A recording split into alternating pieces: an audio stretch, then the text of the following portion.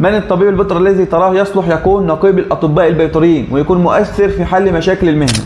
بسم الله ما شاء الله، مفيش 3 دقايق ل2 متر. طبعا دكتور سيد حضرتك من 10% طبعا أكيد يعني. لا أنا في 90% يا باشا. الخناقات اللي بتدور بين حضرتك وبين بعض دكاترتنا اللي موجودين في الجروب بغض النظر عن تسمية أسماء، يعني الدكتور يوسف الدسوقي بيقبض قابل محمد صلاح. أكبر مثال عندك الدكتور مجدي حسن النقيب. مع حضرتك أول صورة كده ظاهرة على التليفون. الدكتور أحمد حسن ده الصقر بتاعنا حبيبنا يعني، وطبعا لازم يطبل لنا شوية في الكومنتات يعني، جزاه الله خير. يكفي إن أنا أقول إن هي صاحبة أكبر فضل عليا في حياتي يعني. السلام عليكم ورحمة الله وبركاته. أهلا بكم معنا في حلقة جديدة من بيطري بودكاست.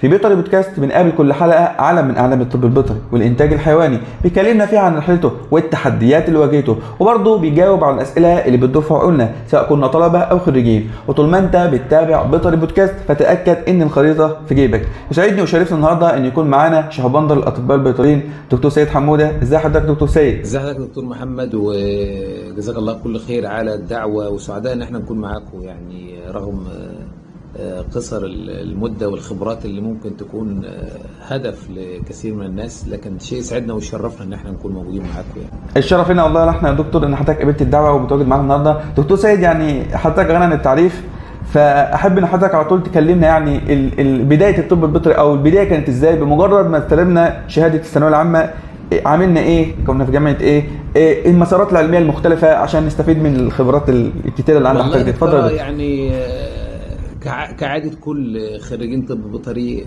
هم فجأة لقوا نفسهم في الكلية يعني. انت ما بتبقاش مخطط نهائي للكلية. كل الطلبة المتفوقين اللي بيدخلوا طب بيطري بيبقى تخطيطهم طبعا طب بشري، أسنان، صيدلة، لكن فجأة بيلاقي ان هو يعني بين لا هو وصل اللي هو عايزه ولا هو حتى جايب مجموع صغير فيدخل اي كلية بيبقى مجموع عالي. فكعادة الكل يعني احنا فجأة لقينا نفسنا جوه كليه طب بيطري. في الاول طبعا بتبقى مش متقبل الامر، حاسس انه مش هو الموضوع، لكن مع مرور الوقت بتفهم وتعرف قيمه الكليه وبتعرف ازاي ان الكليه دي فعلا ليها مستقبل او ملهاش، او ازاي تقدر تكون نفسك من خلالها. فهو باختصار الرحله ما انت فجاه احنا في طب بيطري. بعد ما خلصت بقى الكليه يا دكتور سيد، هل اتجهت للارج على طول ولا اشتغلت شغل بيزنس ولا اشتغلت ميديكال ريب؟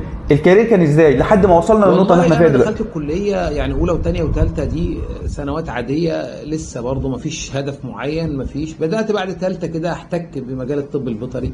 كنت بروح الوحده البيطريه اللي هي في المركز عندنا فوز، كان دكتور الله يرحمه دكتور فهمي كان موجود هناك، وكان راجل على خلق يعني صراحة. هو يعني من أكتر الناس اللي حببتني في المهنة.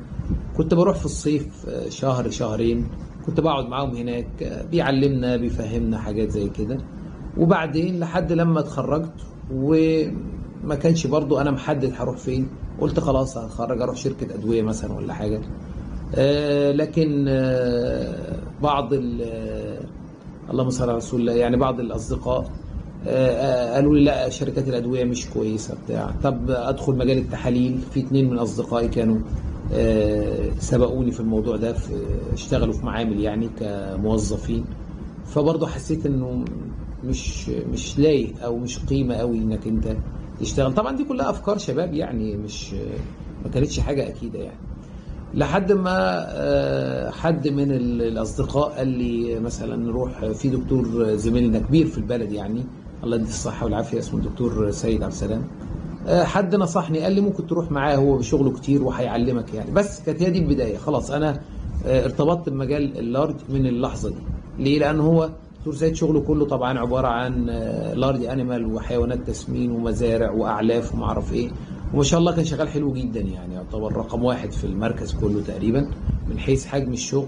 فده طبعا بيديك خبرات كبيره جدا جدا في بدايه حياتك يعني. بعد كده بقى يا دكتور الشغل بقى بعد ما اتعلمت مع الدكتور سيد عبد السلام اتجهت لايه بقى؟ هل فتحت عياده بيطريه؟ اشتغلت في واحده؟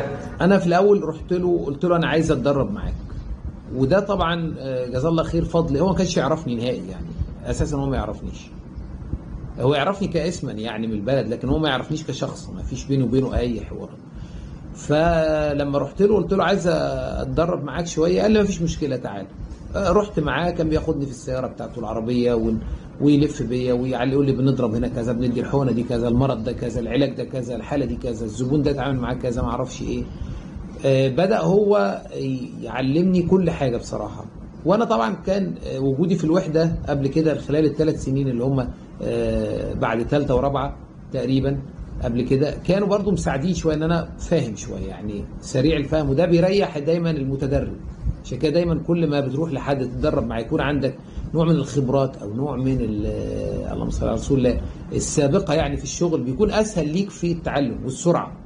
فانا بالظبط اتدربت معاه ما طولتش، يعني يمكن ما كملتش سنه، واستأذنته بعد كده افتح عياده، وجزاه الله خير يعني قال لي خلاص مفيش مشكله، ورحت فتحت عياده لوحدي. حتى هو كان بيبعت لي الزباين للامانه، يعني كان لان هو طبعا ما شاء الله كان شغله كتير وكان يعتبر مشغول، فكان بيجي له زباين يقول طب روحوا لفلان، روحوا لسيد يعني، وكان الناس تجي له يقول ده هو اللي بعتنا ليك وما اعرفش ايه. يعني هو جزاه الله خير برضه حتى في بدايه الشغل كان بيساعدني كتير صراحه، جزاه الله كل خير يعني. بالنسبه يا دكتور لمجال اللارج عموما، يعني دكتور سيد معروف لما بنتكلم في اللارج تبسيط الطب البيطري الحاجات دي، ان حضرتك ما شاء الله كل شغلك او اغلب خبرتك في اللارج. هل الدكتور سيد اشتغل حاجه غير اللارج قبل كده كالدواجن مثلا؟ لا هو شوف، هو ارتباطي بالدكتور سيد في التدريب خلى كل اتجاه لللارج. هو ما اشتغلش، هو كان شغله كله تسمين واعلاف وحلاب وما اعرفش وتربيه وكده، فكان الشغل كله لارج،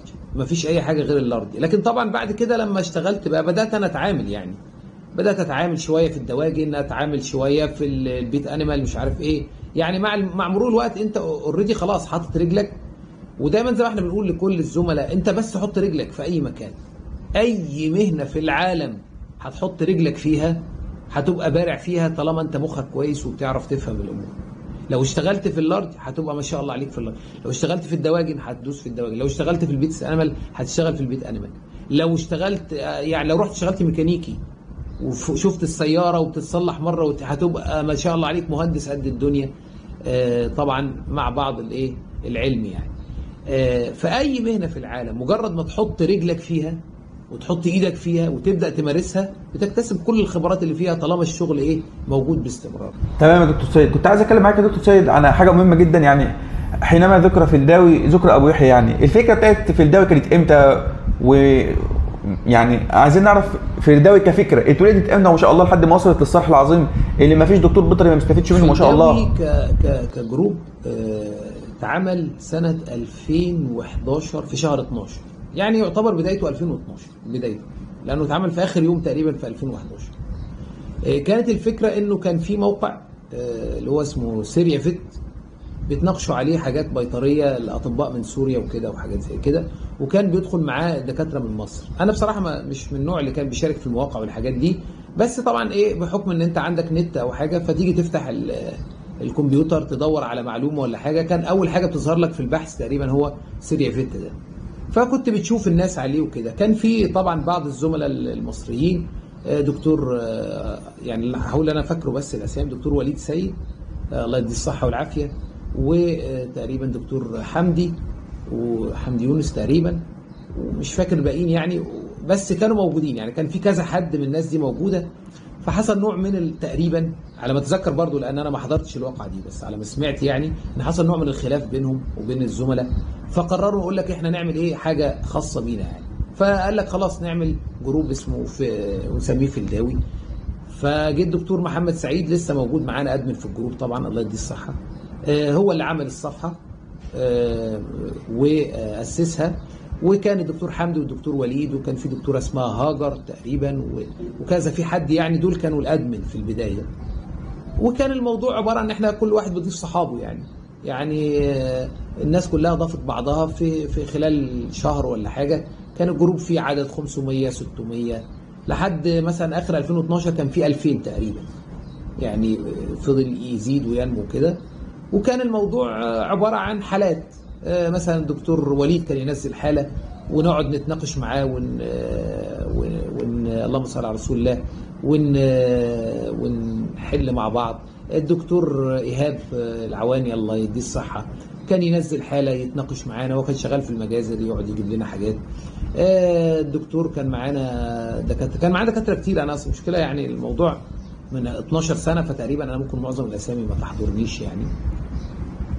لحد تقريبا 2013 بس هو في الداوي فضل زي ما هو كده، نفس الوضع كده، واحد ينزل حاله والناس تخش تجاوب، واحد يسال سؤال والناس تقول كده يعني، موضوع صداقه يعني. والعدد تقريبا في 2013 كنا حوالي 2500 حاجه زي كده، لحد ما حصل طبعا الاحداث اللي هي 30 في 30/6، وحصل طبعا الثوره والمظاهرات والناس هنا انقسمت نصين بقى عموما في الجروب او في الميديا، ناس هنا وناس هنا، وكل واحد بيشجع. انا كنت مسافر طبعا ساعتها بره، فيعني تقريبا ما كنتش متداخل لا هنا ولا هنا بالنسبه للاحداث يعني. فحصل بدات الخلافات تظهر على الجروب، وبدات الناس تتخانق يعني، ما بقاش جروب بيطري من الاخر كده، بقى جروب عباره عن بوستات سياسيه، والناس بتتكلم في السياسه، والناس عماله تنحر في بعضها وبتاع، والادمن اللي في الجروب طبعا سابوا الجروب تقريبا، انشغلوا، والناس معظمها ما عادش حد بينشر حالات يعني، كل الناس تقريبا. وحتى بدات الاضافات كانوا بيضيفوا اي حد كده يعني، اي حد يبعت اضافه اعمل اكسبت، دخل ناس كتير مش دكاتره بيطريين وبتاع، لحد ما يعني كلمت حد من الادمن مره، قلت له يعني خساره الجروب، واحنا في حالات عليه وفي حاجات ونقاشات، فالافضل نحافظ عليها ونبعد عن السياسه وكده. فقال لي لا ما خلاص انا ماليش هوى الموضوع ده وبتاع ومش عارف ايه، وعملني ادمن للجروب يعني. فبدات ساعتها اول حاجه عملتها طبعا انه اي بوست فيه سياسه كنت بحذفه، واي حد يصر على السياسه كنت بعمل له بلوك، خلاص ما مش ناقصين بقى وجع دماغ. وكان معانا الدكتور محمد عاطف زيدان الله يديه الصحه، راجل محترم، كان متابع معايا في الوقت ده. قلت له احنا عايزين نفلتر الجروب ده خالص من اي حد مش بيطري. فالراجل مسك ال 2000 اسم تقريبا جزاه الله خير، تقريبا فصصهم كلهم وطلع عدد كبير يعني من الناس اللي هي مش دكاتره، وخلاص خليناه كله بيطريين فقط لا غير يعني. ورجعنا البوستات اللي بيسال عن حاله، بيسال عن معلومه بتاع، بس برضه ما كانش الموضوع يعني قوي، ضعيف برضه، لانه في النهايه الناس مشغوله. فبدات من هنا بقى جت فكره السلاسل، او ان احنا نعمل سلاسل من البوستات المتسلسله المرتبطه ببعضها. بقيت اشوف ايه اكتر مرض الزملاء بيسالوا عليه في الجروب، وابدا اكتب عنه كده كلاميا من مخي كده، اروح ماسك بسم الله مثلا الحمى القلعيه، تمام الحمى القلعيه دي عباره عن كذا، بيسببه كذا، اعراضه كذا، علاجه كذا، الوقايه منه كذا، تكتك واكتب البوست. فبدات اجمع البوستات دي، وبدات تعجب الناس الامانه، وبدا الناس تتبسط بيها وكويس، ونكمل لحد بقى ما كملنا، عملنا بقى سلسله تبسيط البيطري تقريبا 100 وحاجه بوست، وعملنا اللهم صل على رسول الله معلومه عضل برضو 100 وحاجه بوست، وعملنا سلسله كان اسمها كلنا ادمن، ودي كنت بحاول اخلي الزملاء يشاركوا يعني. كنا مثلا اختار واحد زي الدكتور محمد اقول له اكتب لي عن البروسيلا مثلا، فيكتب بوست عن البروسيلا وننزله. وعملنا سلسله اسئله كده اسئله فنيه بيطريه، نسال الناس ومش عارف ايه. واستمر بقى في الفتره دي بقى طبعا. بدات انا كل شويه اما الاقي حد نشيط اعمله ادمن في الجروب، الاقي الدكتور محمد جوده ده راجل نشيط في الجروب وبينشر حالات وما اعرفش ايه، اروح عامله ادمن. فلان الدكتور فلان بيرد. فعشان كده هتلاقي عندنا ادمن الجروب دول ما شاء الله كتير جدا من البدايه لحد النهارده. احنا كل شويه ندخل ناس، وفي ناس تعتذر او ناس تنشغل فتطلع، وناس تبقى نشيطه وهكذا، واخد بالك. بس هو لحد النهارده والموضوع مستمر على هذا الوضع يعني بفضل الله عز وجل. فهو في الداوي مش عمل، هو عمل انا بعتبره صدقه جاريه.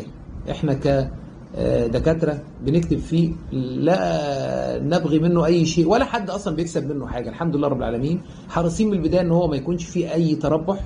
اتعرض علي انا شخصيا كتير ان انا اكتب بوستات عن ادويه معينه لشركات معينه ومقابل مادي. اتعرض ان احنا نحط صور بعض الادويه او بعض الشركات على الكفر بتاع الجروب، برضو كنا بنرفض. ده طبعا ادى ان في الداوي كان ولا زال وسيظل جروب خدمي لا يهدف لاي تربح، ليس له اي علاقه بالسياسه او بالكلام الخارج عن الطب البيطري تماما. كنت متوقعين يا دكتور سيد او في مخيله حضرتك ان هو يوصل ما شاء الله للعدد ده، يعني يعتبر اكبر تجمع بيطري اعتقد من وجهه نظري على مستوى مصر مثلا او الوطن العربي، او ممكن على حد علمي الواحد يعني. كنت متخيل انه ممكن يوصل للضخامه دي ما شاء الله بالعدد ده، بالانتاج العلمي الكبير ده. معدي ال 50,000، واحنا لو فاتحين الاضافات زي اي جروب تاني كان ممكن دلوقتي نعدي 200-300,000 عادي جدا يعني. لان انا ممكن اعمل لك سكرين من نشاط الادمن في الشهر هتلاقي ان الادمن بيرفض تقريبا ما يقارب من 2000 طلب، وبيقبل تقريبا 150 او 200 او حاجه زي كده. يعني كل مثلا 2500 ممكن 500 يدخلوا 2000 يترفضوا. فهو من البدايه ما كانش فيه هدف ان الجروب يبقى عدد نهائي. ليه؟ لانه اولا جروب مغلق، لا عليه اعلانات ولا عليه تربح، وبالتالي العدد ما كانش يفرق معانا بقدر ما كان الفكره ان احنا نحافظ على ان الجروب بيطري فقط، ما يكونش في حد غير البيطريين فقط ولا احد غير البيطريين. ولذلك احنا الاول كنا نضيف الدكاتره بالاسئله، نسالهم اسئله بيطريه، اكتشفنا ان في الناس بتجاوب لناس وناس بتجيب من جوجل وما اعرفش ايه.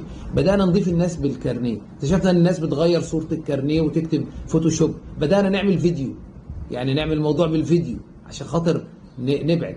بيجي ناس، طبعا الاضافات دي قصه كبيره، لما بنيجي نتكلم فيها بنلاقي خناقات وناس تشتمنا وناس تقل ادبها، وانتم مفكرين نفسكم ايه، انتم ما اعرفش ايه، وانا داخل الجنه، هو انا يعني اصلا في حد بيدخل؟ يا عم انت مش عاجبك الجروب او مش حاسس انه له قيمه، غيرك حاسس. اي واحد باراميديكال او اي واحد مربي او اي واحد، وما اكثرهم، هم بالملايين وعارفين في الداوي بقى معروف عندهم، بيحبوا يدخلوا وبيحبوا يكونوا موجودين ويحبوا يشوفوا المعلومات، لان ده مجال شغل. لكن في البدايه طبعا ما كانش في اي هدف ان الجروب يكون له عدد او انه يوصل عدد معين، ولحد النهارده ما فيش الهدف ده، بدليل ان احنا زي ما قلت لك كل 2500 ممكن نرفض 2000 ونقبل 500، لمجرد ان احنا مش متاكدين من ال 2000، حتى لو فيهم دكاتره بنرفضهم عادي. فالعدد ما كانش تارجت بالنسبه لنا نهائي يعني. لكن هو طبعا مع سمعه الجروب ومع فكره ان الجروب مش متشخصن، لا سياسه ولا دين ولا رياضه ولا اشخاص ولا ادمن. يعني انت هتلاقي بوستات ناس تدخل تقول لك مين الادمن، ممكن يكون بقاله في الجروب سنتين مش عارف مين الادمن. ليه؟ لانه هو شايف ناس كتير يعني. وفي حاجه كمان، هتلاقي ناس مش ادمن والناس مفكرينهم ادمن في الجروب. يعني احنا معانا ناس مش ادمن خالص، لكن لانهم نشيطين على الجروب في ناس بيبقوا مفكرينهم ادمن في الجروب. فهي دي الفكره، فكره ان الجروب مش بتاع حد، الجروب مش خاص بحد، الجروب بس الناس اللي هي دي بتنظم بتحافظ عليه بعيد عن اي خلافات، بعيد عن اي مشاكل. لكن العدد في حد ذاته مش تارجت، لكن هو جه يعني بفضل الله عز وجل. تمام يا دكتور سيد، خلينا اتكلم معاك يا دكتور سيد شويه عن الرحله العلميه بتاعت حضرتك او الخبره عموما. في حاله يا دكتور سيد حضرتك ما تقدرش تنساها، يعني حاله معينه كده حصلت لك سواء كانت صعبه او غريبه، في حاله معينه كده في حياتك؟ في حالات طبعا ما بنساهاش اللي بيحصل فيها اخطاء، الحالات اللي انا بغلط فيها ما بنساش، الحالات اللي بتنجح كتير وبالتالي انت غالبا ممكن ما تفتكرهاش الا لو حد فكرك بيها او جت مناسبه شفتها مره تانية تقول دي زي كذا زي مش عارف ايه. لكن في حالات فعلا اللي ما بتتنسيش هي الحالات اللي الواحد بيغلط فيها. يعني عندك من مساوئ شركه فارماسويت، من مساوئ الشركه ان الادويه عندهم شبه بعض، الليفابان شبه الفلوستاك شبه المعرفش، بس تلاقي الالوان يدوب متغيره تغير بسيط كده. فانت احيانا بتغلط، ودي من مساوئ اي شركه عموما، مش فارماسويت بس، اي شركه بتخلي المنتجات شبه بعضها في التعليم، ده انا بعتبره فقر فني. يعني الشركه عندها فقر فني لدرجه ان هي مش قادره توصل ان هي تعمل منتجات مختلفه عن بعضها. فكان من ضمن المشاكل اللي حصلت لي بسبب الموضوع ده ان كان الليفابان اللي هو الليفاميزول بتاع فارماسويت شبه الفلوستاك تقريبا، الكلام ده تقريبا من حوالي 15 سنه. فانا في كان عندي عجلين عايز اديهم اللي هو الفلوستاك ده في الوريد بتاع الحراره، فسحبت بسم الله ما شاء الله الابرتين، وانا بقى ايه يعني ببقى سريع، رحت ساحب الابرتين مع بعض مره واحده، واخد بالك، ورحت جاي اللهم صل على رسول الله ضاربهم في منيم العجلين جنب بعض كده سريع بقى، اللي هو ما شاء الله بقى عايز اخلص بسرعه. نايم يا عم، امسك، رحت ضارب دي في الوريد ودي في الوريد، بسم الله ما شاء الله مفيش 3 دقايق الاثنين ماتوا على طول، 3 دقايق. طبعا ايه اللي حصل؟ حساسيه في ايه؟ اول حاجه جت في دماغي ان دي حساسيه، حصل حساسيه قويه جدا من الفلوستاك زي ما انا كنت معتقد، والعجول ماتت. وقلت للراجل بص هم دي حساسيه عندهم وانا بشيل معاك فيهم مفيش حاجه ودي حاجه بتحصل. الحمد لله كانوا عجول صغيره يعني ما كانوش غاليين قوي، بس طبعا وهو الراجل كان مربي كتير فقال لي لا خلاص دي مش غلطتك، دي حاجه بتاعت ربنا وانت معالج عندي كتير، وما رضيش الصراحه يشيلني فيهم يعني، جزاه الله خير. بس لما جيت روحت وانا بنظم الشنطه انتبهت ان انا ما حقنتش الفلوستاك، انا حقنت الليفه بان بس خلاص. طبعا فضلت بقى انا كنت مروح وضميري مرتاح، لان الحساسيه دي حاجه مش بايدك، دي حاجه غصب عنك، تفاعل مع الدواء انت ما تقصدوش.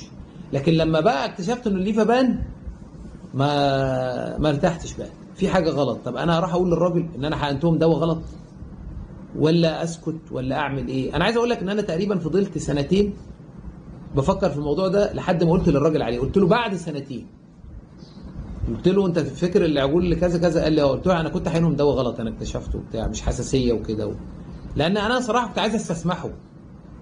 هو سامح خلاص، بس انا كنت عايز استسمحه في الغلطه نفسها عشان ما احسش ان انا شايل الذنب يعني. لكن الغلطات اللي زي دي بتبقى بالنسبه لك صعبه انك تنساها يعني. حالات الحساسيه برضو ما بتتنسيش. انا مره اديت بقره بنسلين وديكلوفين، كان بتعرج شويه كده بسيطه، خبطه او حاجه، فقلت اديها ديكلوفين وبنسلين وخلاص، وسبتها ومشيت، مفيش اي ولا وريد ولا حاجه. مشيت يا دوب بالظبط نص ساعه، الراجل اتصل عليا قال لي دي البقره منفوخه وواقعه وتعالى بسرعه. رحت رجعت بسرعه لقيتها ماتت، جالها حساسيه طبعا من البنسلين. قلت له دي حساسيه من الدواء وبتاع وما اعرفش ايه ويعني وبرضه الحمد لله عدينا الموقف. بس دفعت فيها فلوس، دفعت فيها فلوس مش عشان حاجه، عشان يعني هو غلبان. لكن هو لو ما كانش غلبان مثلا كان ممكن اقول لا خلاص انا مش هدفع يعني، لان دي حساسيه وانا مش مسؤول عنها. يعني حالات زي كده كتير. مره اديت عجل بوتاليكس كان عنده سيليريا، كان عجل كبير ما شاء الله وكان عنده سيليريا شديده يعني، فاديته البوتاليكس، اديته الحقنه في العضل عادي خالص، ورحت اجيب دواء تاني عشان اكمل له علاج. رجعت لقيته واقع في الارض. حاولت معاه بقى بانتي هيستامين بديكساميثازون، مفيش، مات. فالراجل ايه في ايه؟ قلت له دي حساسيه تقريبا من الدواء، ممكن يكون راح في الوريد مثلا فموته، ممكن متحسس جامد. بس هو يعني الغالب الظن عندي ان هو وانا بديه في العضل دخل مني في وريد او حاجه، لان مع ان مفيش اورده بس وارد طبعا يحصل. وطبعا من يوميها ما بديش حقنه لما لازم اسحب الابره، ارجع الابره لورا عشان خاطر ايه؟ اتاكد انه مفيش دم في الابره. يعني كنت الاول بستهتر شويه بموضوع العضل ده، اضرب في العضل وخلاص. لا، اما جيت اضرب في العضل حاليا بقيت لازم ارجع اسحب شويه اشوف اتاكد في دم ولا لا، لان زي ما بقول لك ايه، اللي اتلسع من الشرب وينفخ في الايه؟ في الزبادي. وحالات زي كده كتير بقى يعني، حاجات زي كده يعني اللي بتبقى يعني لكن كحالات شغل وحالات ناجحه لا، في حالات يعني. مره رحت الناقه مش هنساها طبعا، لقيت الانتستين طالعه من الفاجينا وهي بتولد والسيرفكس مقفول.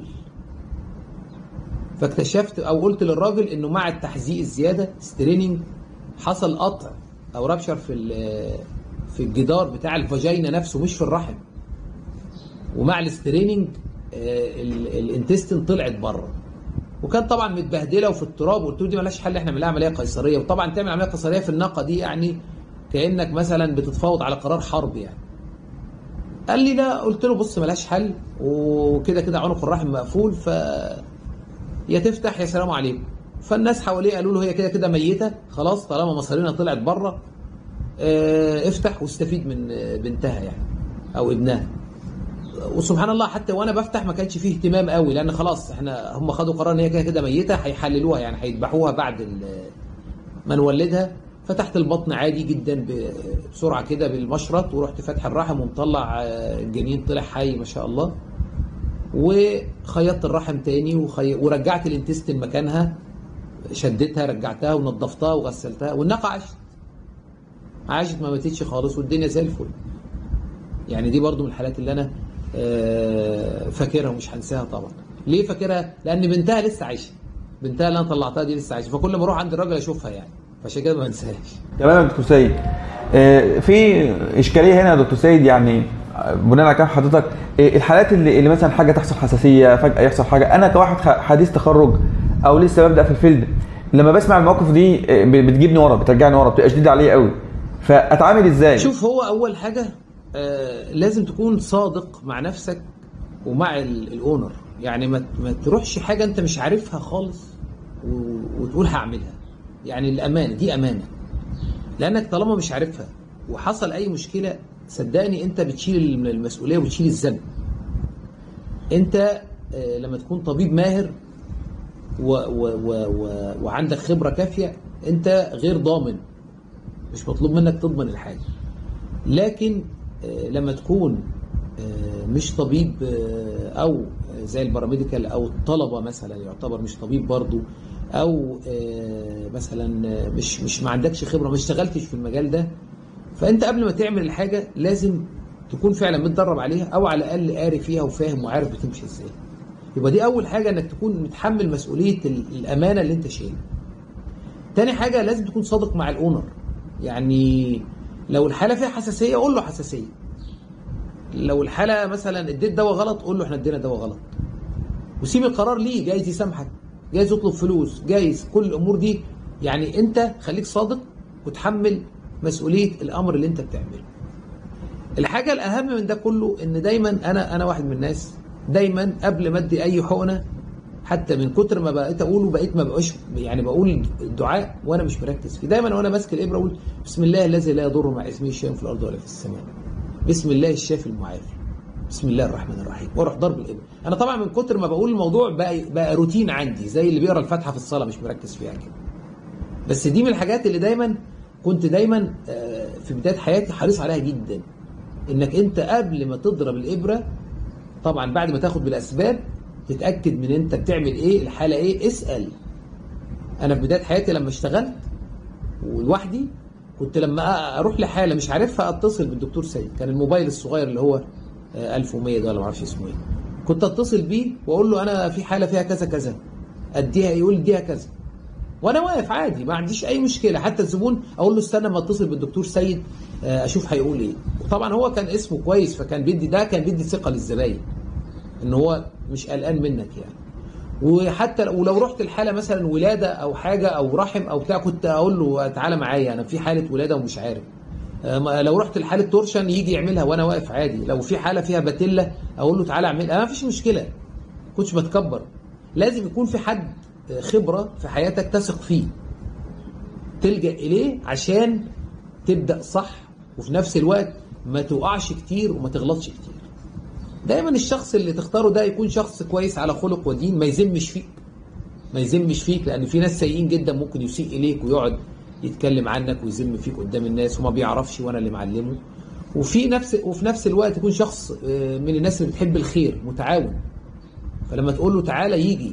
لما حتى يروح يكشف هو على الحاله معاك ويولدها مثلا وياخد الزبون مثلا يديله 100 جنيه، كان زمان مثلا يديك نصهم مثلا من نفسه هو، رغم ان هو اللي اشتغل بس هو حابب انه يديك لان دي الحاله بتاعتك. وتكون طبعا زي ما قلت لك قاري كويس، مراجع كويس، تعتمد على الله. استغفار بقى اهم من ده كله، الاستغفار. انا دايما في بدايه الشغل لما كنت اروح لاي حاله اقعد استغفر طول الطريق لحد ما اوصل، لان الاستغفار بيفتح لك ابواب كتيره جدا. استغفرت، خدت بالاسباب، في حد بيساندك او حد تقدر تستعين بيه لو العمليه صعبه عليك، بسم الله الشافي المعافي، بسم الله الذي لا يضر مع اسمه شيء في الارض ولا في السماء، اتوكل على الله خلاص مش هيحصل حاجه، ما تخافش. واذا حصل حاجه قضاء الله وقدره، انت واخد كل الاسباب واللي يحصل يحصل، ولا تخاف من اي حاجه.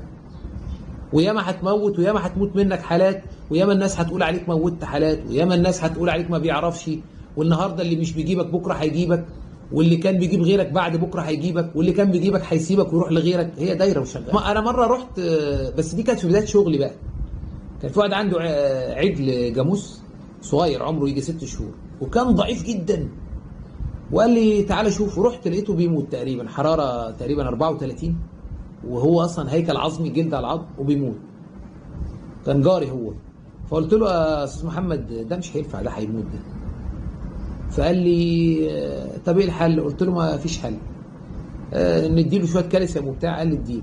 فدورت على الكالسيوم، للاسف ما كانش عندي، كان عندي كالديمات بتاع فايزر اللي هو الاصفر القديم ده، كان موجود عندي ازازه وكانت اكسباير تقريبا بقى لها سنه وانا كنت راميها يعني مش بستعملها.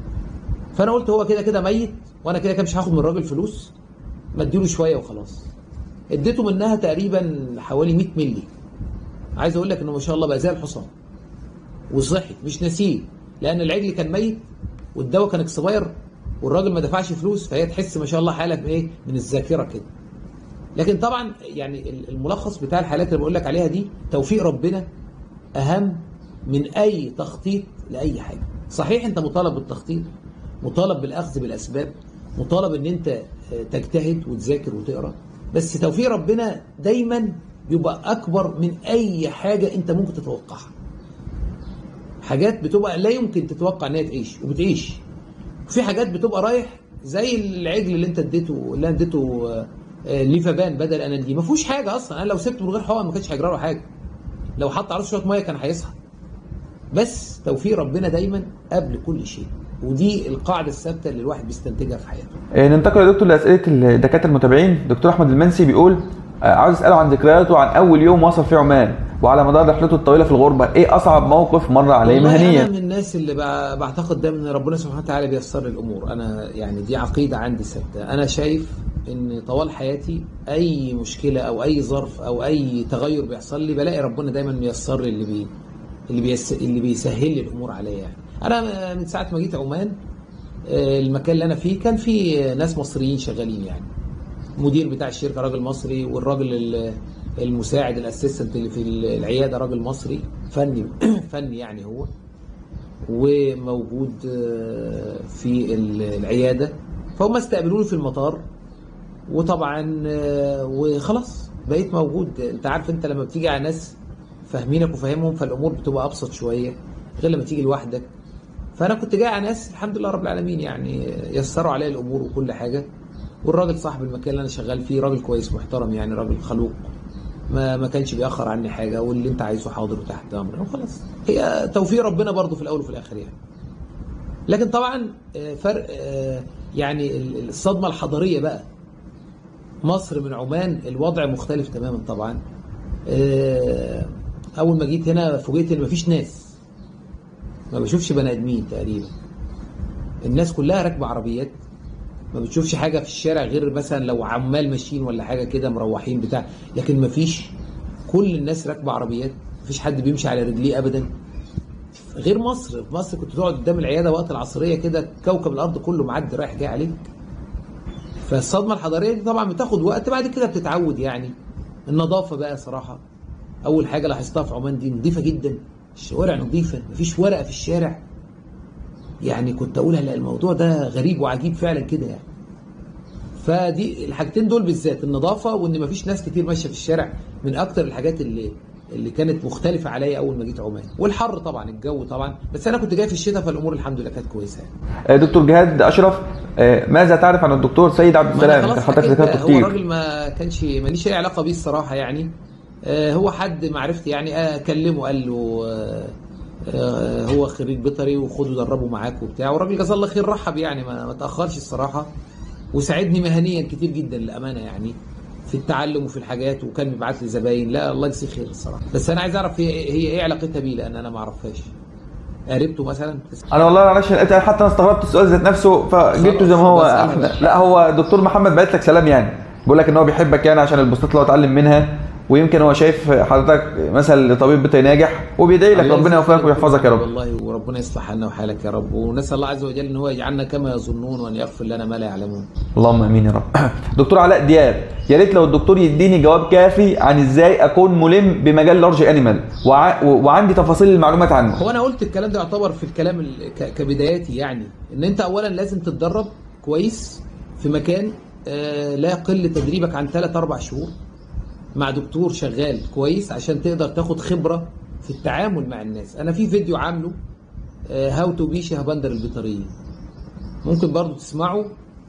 هيقول لك بالظبط ازاي تبدأ في مجال اللارج، وازاي تبدأ من الالف للياء.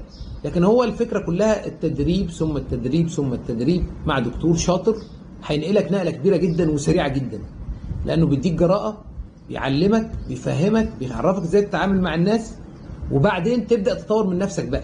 خلاص انت اتدربت وبقيت تعرف تدي ابر وتدي حقن وتعالج وتتعامل مع الحيوان. بس العلوم بقى والامراض والحاجات دي موجودة في الكتب، افتح الكتاب واقرا، افتح النت دلوقتي كل الكتب موجوده عليه. احنا زمان عشان نجيب معلومه من كتاب ما كناش بنعرف. دلوقتي انت لو فتحت تليفونك هتلاقي عليه الميرك، هتلاقي عليه الفيترينري ميديسن، هتلاقي عليه الكتب كلها موجوده. مفيش كتاب مش هتلاقيه. مفيش لو انت اي عمليه عمرك ما شفتها افتح اليوتيوب واكتبها هتلاقيها بالشرح والتفصيل. العلم بقى متاح للكل، بس في البدايه لازم تتدرب مع دكتور شاطر يحطك على الطريق، بعد كده انطلق مع نفسك. دكتور محمود صلاح عاوز بروتوكول التعامل مع قطيع تسمين الغنم والعجول من التحصينات وعلف. والسؤال الثاني بتاعه فرصة سفر للعمل في السعودية أفضل أم عمان أم غيرها؟ طيب هو بالنسبة لفرصة السفر لا، هي شوف كل بلد ليها مميزات. لو أنت عايز فلوس يبقى السعودية أو قطر. لو أنت عايز يعني معاملة كويسة وناس هادية عمان، بس عمان مش هتديك فلوس. عمان مش هتديك فلوس. عمان لو فيها 100 دكتور ففيهم 10% عاملين بيزنس وما شاء الله بيكسبوا فلوس كويسة، وفي 50% شغالين وعايشين وزي الفل، بس الفلوس مش زي ما الناس متخيلة، يعني الموضوع مش عالي. وفي 40% اللي بيجيبوه بيصرفوه. ده كعمان. لكن السعودية السوق أكبر، المجال أكبر، فبالتالي فرصة إن يكون في فلوس ده أكبر يعني، وده مهم. طبعا دكتور سيد حضرتك من 10% طبعا أكيد يعني. لا أنا في 90% يا باشا. أنا لو في 10% ما كنتش قعدت معاك. كنت قلت لي تعالى نعمل لقاء اقول لك لا معلش مش فاضي. البيزنس مان ما بيعملوش لقاءات على فكره. ودي هقول لك، ودي معلومه فعلا. الناس بتوع البيزنس مش ظاهرين على السوشيال، مش ظاهرين. واكبر مثال عندك الدكتور مجدي حسن النقيب. لما ترشح نقيب 90% من الناس مش عارفاه. ليه؟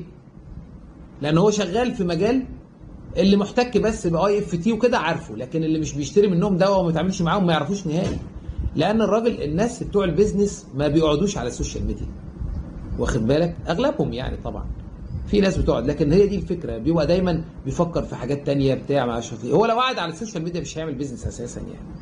طيب بالنسبه لاجابه السؤال الاولاني موضوع الاغنام، طبعا كل بلد ليها برامج تحصينات. ما فيش حاجه اسمها برنامج تحصين ثابت في للاغنام. كل بلد ليها برامج. فانت البلد اللي انت فيها بتشوف الحكومه بتحصن من ايه، الامراض اللي الحكومه بتحصنها، وفي الغالب هي دي الامراض اللي انت لازم تعمل منها وقايه. في مصر طبعا عندنا الشيب بوكس تقريبا موجود، عندنا ما اعرفش البلو تانج احيانا كانوا بيقولوا موجود، عندنا الاف ام دي موجوده، عندنا طفيلات الدم موجوده، يعني مش متذكر قوي يعني. بس في الغالب شوف الحكومه بتحصن من ايه، وهو ده الاساس. بالاضافه طبعا للوقايه بالنسبه للديدان والطفيليات الخارجيه والداخليه، دي اساسي. لكن اهم شيء في المشاريع عموما التحصينات والوقايه دي نمره 2. لكن رقم 1 والاساسي هو الاختيار الصحيح لنوع الحيوان المناسب للبيئه اللي صحيا كويس جدا، وبالتالي مع شويه تحصينات مع شويه مقويات مع شويه اعلاف بسم الله ما شاء الله بيفرق معاك جدا جدا جدا يعني. دكتور رضوان بيقول السلام عليكم، لو عايز اشتغل لارج اركز على ايه وطريقه التعامل مع الفلاحين خصوصا، ويا ريت يقبل طلب الانضمام للفداوي بقاله شهرين. طيب الجزء الاولاني احنا اتكلمنا فيه خلاص، اتكلمنا فيه. وبرضه وارجع زي هقولها تاني في فيديو اسمه انا عامله في معلومه عضل تقريبا، اسمه هاو تو بي شهبندر البيطريه. الفيديو تقريبا 5 دقايق او 7 دقايق، اسمعه كويس هيديك الطريق بالنسبه لللارج. تمام؟ ايه السؤال النص الثاني اللي هو التعامل مع الفلاحين. التعامل مع الفلاحين برضه ده ملوش يعني ملوش سيستم معين، مفيش حاجه تقول لك تعامل مع الناس. هي بتعتمد للامانه، ودي حاجه بتعتمد على شخصيتك انت كدكتور. والتعامل مع المربي عموما من اكبر اسباب النجاح، والدليل انك هتلاقي دكاتره لا تفقه شيء في اي شيء وناجح وبيجيب فلوس ملهاش حدود. لسانه حلو، مخه حلو، فاهم الزبون عايز ايه، بيريح الزبون وربنا بيسترها معاه وهي شغال. وفي دكاتره علميا شطار لدرجه لا تتخيلها، ما بيعرفش يشتغل ولا يجيب زبون لانه اسلوبه وطريقته مش واكله مع الزباين. وده اللي بيخلي الباراميديكال في القرى متفوق على دكاتره كتير، مش كلهم، لان في دكاتره ما شاء الله اسلوبها يعدي اي حد، لكن فعلا الباراميديكال اللي بيكونوا في القرى والتمرجيه والممرضين بيقدر فعلا يستحوذ على عقل الزبون وتفكيره بطريقته واسلوبه في الكلام. فانت عشان تكسب الزبون ويبقى في جيبك، طبعا علميا وخبره دي مهمه جدا، لان في الاخر هو اهم حاجه عنده الحيوان بتاعه يخف يعني. وتاني حاجه بقى اللي بتفتح لك باب هو اسلوبك وطلاقتك وفهمك للزبون. في زبون طيب بس اسلوبه سيء، او مش اسلوبه، او طريقه كلامه دبش يعني، ده انت تقدر تكسبه. وفي زبون مكار ولئيم بس اسلوبه حلو، ده لازم تتجنبه. ليه؟ لانه ده هيعلم عليك في الاخر. الامور دي كلها بقى بترجع ليه بقى؟ لخبرتك في الحياه، تعاملك مع الناس، الفطنه، انك تكون فاطن كده تقرا الناس فيسر لك الامور. لكن طبعا الحاجات دي بتيجي مع الوقت ومع التدريب، ومع الوقت ربنا بيسر الحاجة. كان في حاجه في اخر السؤال هو سأل على، كان عاوز حضرتك تقبل طلب الانضمام لفيلداوي. بقول لك بقاله شهرين، فانا قلت له هاخد منك الاكونت وابقى اوصله لحضرتك. هو مش منضم لفيلداوي، فهو يعني عايز ينضم يعني، صح؟ ما انا علقت على الموضوع ده في بدايه كلامنا، انه من اكبر الاسباب اللي عامله لنا مشاكل في فيلداوي هي الاضافات. الناس بتبعت اضافه، المشكله العدد بيكون كبير جدا، فانت ممكن تبعت، فغالبا انت مش عندي في الاصدقاء او مش عند الادمن، فالرساله بتروح له في طلبات الرسائل، فهو ما بيشوفهاش. وبعدين احيانا لما بيفتحها يشوفها يلاقيك بعت رساله: السلام عليكم يا دكتور، اقبلني في فيلداوي. يعني عايزني بقى، اللي كاتب اقبلني ده عايزني ادخل اقول له عليكم السلام ورحمه الله وبركاته، لو سمحت صور لي الكارنيه وش وظهر بالفيديو، لو سمحت ما اعرفش يعمل لي ايه. وطبعا عشان انا اقول له ده كله، هو طبعا هيرد: طب ليه؟ طب عشان ايه؟ طب مش معايا الكارنيه دلوقتي، طب هبعته لك بكره. حوارات طويله جدا. المفروض انت عايز تدخل الجروب احنا كاتبين على باب الجروب بره انك ابعت صوره الكارنيه فيديو وش وظهر للدكتور، وهو هيشوفها هيضيفك بدون كلام. لكن طبعا في ناس بتبعت للاسف برضو، وكتر العدد او الانشغال او كده الواحد ما بيشوفهاش، الرسائل ما بتتشافش يعني. فهو الافضل دايما اللي عايز يتضاف والادمن مش شايف رسالته يشوف حد صديق مشترك ويكلمه، يكلم دكتور محمد يقول له انا بعت رساله ابو يحيى خليه يشوفها مثلا. اوريدي ابو يحيى هيفتحها، او الدكتور جمعه او الدكتور رشاد، الناس اللي هي بتضيف يعني، اللي بيبقوا مسؤولين عن الاضافات. موضوع بسيط ان شاء الله، انا هضيفه، انت بس بعد ما نخلص ابعت لي اللينك بتاع الاكونت الفيسبوك وانا هضيفه ان شاء الله. تمام يا دكتور. بص يا دكتور سيد، بقول لحضرتك عندنا سؤالين مضمونهم واحد.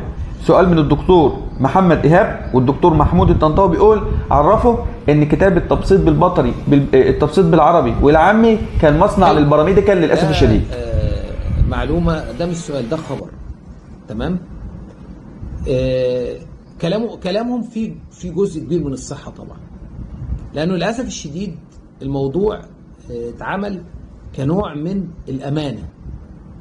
احنا لما كتبنا البوستات، انا قبل ما اسمع السؤال ده طبعا، وانا والله ما اعرف انك هتساله، قلت لك ان الدكتور محمد عاطف زيدان في 2013 مسك الجروب غربله كله عشان يطلع اي واحد مش دكتور. تمام، دي رقم واحد. رقم اتنين، لما بنيجي نضيف حد بنضيف بالكارنيه وبصوره الكارنيه وبنتاكد مليون في المية انه دكتور. معنى كده ان كل اللي في الجروب ايه؟ دكاتره. تمام؟ تمام. ده الظن. انا ماليش دعوه بقى لو واحد حرامي ولا واحد نصاب وعمل حركه، ولا واحد دكتور مدخل اخوه، ولا واحده مدخله جوزها. انا الامور دي خارج قدراتي ان انا اتحكم فيها. لما جينا عملنا سلسله تبسيط البيطري، انا كنت عاملها على شكل بوستات، وكان في البدايات الناس لما كنا بنسالهم عربي ولا انجليزي يقول لك لا العربي سهل الفهم بالنسبه لنا. وفي الاساس البوستات كانت معموله كشغل يعني، مش معموله كشرح اكاديمي، فاهمني؟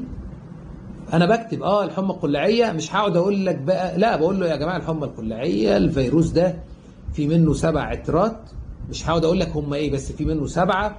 ال7 دول مثلا معرفش احنا عندنا في مصر 3، عندنا معرفش في عمان 3، عندنا في مصر 5، في تحصين سباعي، ايا كان كلمتين على السريع، وابدا اقول لك ده بيعمل معرفش قرح في الفم، قرح في الاصلاف، علاجه كذا. ارفع كلام سهل على الدكتور محمد جوده، راجل مبتدئ لسه خريج جديد، بيقرا الكلام بيلبس في دماغه مش محتاج اصلا اي حاجه غير انه يروح يشوف الحاله ويعالجها، انه مش محتاج غير انه يكون بيعرف يضرب ابره. ده كاتبينه لمين؟ للدكاتره. هتلاحظ في اخر كل بوست انا كاتبه مكتوب ممنوع نقل البوستات لاي جروب او صفحات اخرى نهائي نهائي عشان ما يطلعش بره. تمام. الحاجه بقى اللي عملت المشكله وانا اتفق معاهم فيها، انه بعض الزملاء بداوا يجمعوا البوستات ويعملوها PDF، وانا رفضت الموضوع ده. يعني انا اتعرض عليا ان انا اعمله PDF وابيعه، حد يحط عليه صور ادويه كده كنوع من الدعايه ويديني فلوس مقابل، يعني فاهمني؟ يعني اللي هو وهو قال لي انا هجمعه لك وهنحط الادويه بتاعتنا، لما تيجي تكتب مثلا ادي اوكسي طويل مفعول نحط صوره الدواء بتاعنا او نكتب اسمه وهنديك مقابل. فانا رفضت. ليه رفضت؟ لان انا عارف ان شركات الادويه عادي ممكن تديه لاي حد، تديه لاي مربي، طالما هيجيب لها فلوس ما عندوش مشكله. فانا رفضت الموضوع ده. بعض الزملاء بداوا يجمعوه، ففي زميل جمعوا وعملوا كتاب وكان بيبيعه، مش احنا خالص، هو الراجل خده جمعوا عملوا PDF وبدا يبيعه هو. فاحنا فوجئنا الناس بتقول لنا انتوا بتبيعوا الكتاب ده فين؟ قلنا احنا مش بعنا حاجه يا جماعه، ما تجمعوش البتاع. المهم كلمت الراجل وقال لي خلاص انا مش هبيعه تاني وبتاع ومش هخليه وبتاع وكلام منه، وكان حاطط منه نسخه في مكتبه وما اعرفش حاجه زي كده. جه دكتور اسمه طارق جزاه الله خير، قال لي انا عايز اجمع البوستات. قلت له بلاش، عشان النقطه اللي انت بتقول عليها دي. لانه لما يكون متجمع، بص، لما يكون بوستات متفرقه انت ممكن تشوف بوست 2 بس مش هتشوفهم كلهم، هيتسرب بوست بوستين كده. لكن لما يبقى ملف PDF هتلاقيه على الواتساب وعلى التليجرام وعلى المعرفش ايه وعلى هتلاقيه منتشر في كل مكان. وده اللي حصل فعلا لما الدكتور طارق، هو اللي هو اسمه سائر فيسبوكي على الفيس، جمعه. انا رفضت تماما، ولكنه طبعا هو اصر، وانا حتى اختلفت معاه جدا في الموضوع ده، وهو زعل وانا زعلت طبعا، لانه هو عمل حاجه انا ما كنتش حاببها عشان الموضوع انت بتقول عليه ده. وعملوا PDF ونشروا على فلداوي، وطبعا بقى موجود دلوقتي PDF انت ما تقدرش تتحكم فيه. يعني انا بؤيدهم في الموضوع ده، ان انت حاليا مش تتحكم فيه. ما انا بتضايق جدا لما بلاقي حد مش دكتور مقابلني ويقول لي ده الكتاب بتاعك والله جزاك الله خير وبتاع. انا متضايق جدا. ليه؟ لان هو معمول للاطباء مش لاي حد تاني. ثانيا انا ما بكسبش فيه فلوس. الدكتور يقول الكلام ده فعلا، لو انا فعلا عامله بغرض التربح يبقى انا فعلا قاصد عامله بغرض التربح وعامله بالطريقه دي وببيع منه وبكسب، فانت بتبيع المهنه. انما انا ما خدتش منه حاجه، بالعكس انا كنت بقعد اكتب في البوستات. في حاجات كنت بكتبها بسرعه، وفي حاجات انا قعدت اكتب في البوست بتاع الماستيتس ده تقريبا شهر من كتر المسببات للمرض للماستيتس. بقيت فاتح الفيترينري ميديسين وما اعرفش فاتح الانترنال ميديسين وفاتح ما اعرفش الميرك وفاتح كتاب البطنه وكتاب المعديه، وعمال اجيب يمين وشمال عشان اقدر اجمع معلومات فلداويه علميه عن المرض. واخد بالك؟ حتى انت لو شفته هتلاقيه بوست كبير جدا فعلا، وهتلاقيه لامم معظم المسببات الامراض.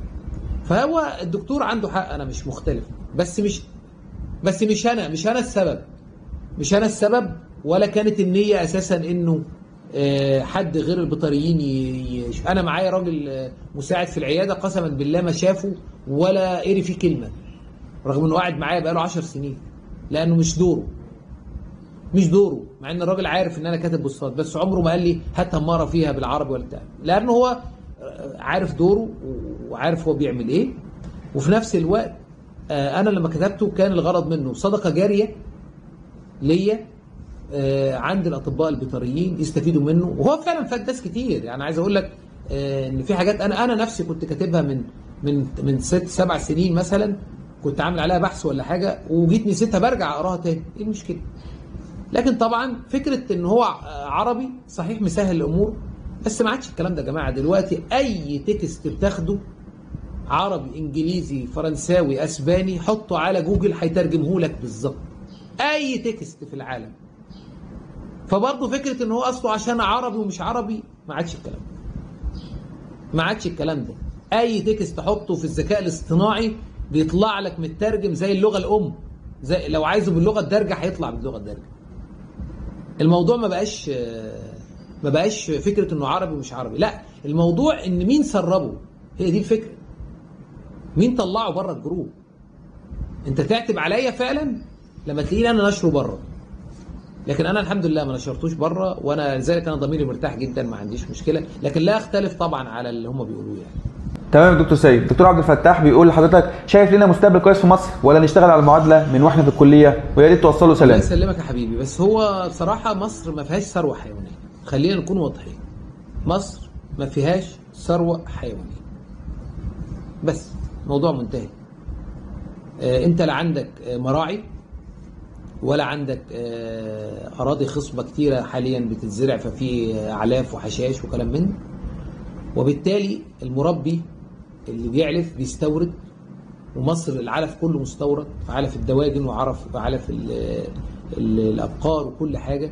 وطالما انت بتستورد فبيحصل اللي بنشوفه ده، اي هزه في الدولار، اي مشكله عالميه، اي معرفش ايه، الدنيا بتقف على طول، اسعار بتزيد، ناس بتكسب وناس بتخسر.